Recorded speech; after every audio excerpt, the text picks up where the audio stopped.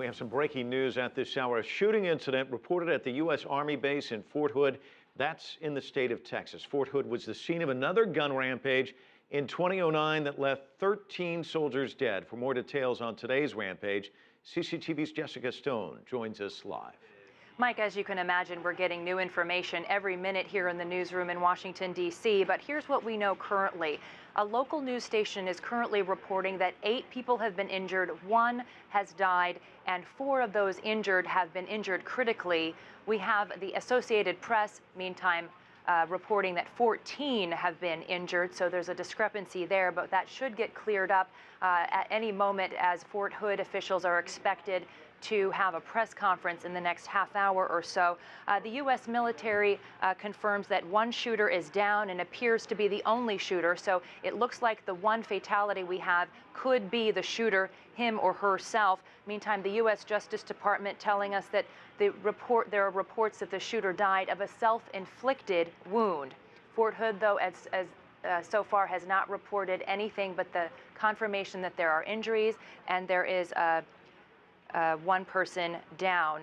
They have said that the reports of the shooter being dead have so far been unconfirmed. We've also checked the 1st Cavalry Division's Facebook page, which issued a shelter-in-place order to all the members of the 1st Cavalry Division, which are housed at the Fort Hood Army Post. I want to give you a listen to what that order sounded like going out over the airwaves as recorded by someone who lives nearby and played on a local television station.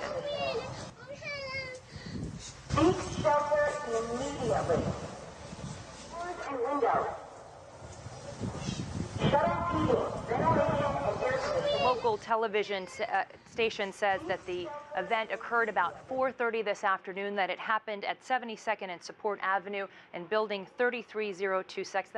That's a medical support center. It's not far from the 1st Cavalry Division headquarters, and it's also not far from the Army Medical Hospital where the injured in this case were taken. And I want to remind you, of course, as you mentioned, Mike, in 2009, Darnell Medical Center is also where the injured were taken from the shooting in another building on another part of the base, fatally wounding and killing 13 U.S. soldiers back in 2009. Major Nidal Hassan shot those 13, wounded 30 in what was the deadliest attack on a domestic U.S. military installation in U.S. history. Hassan has now been convicted and sentenced to death, and a lot of military security has been tightened ever since.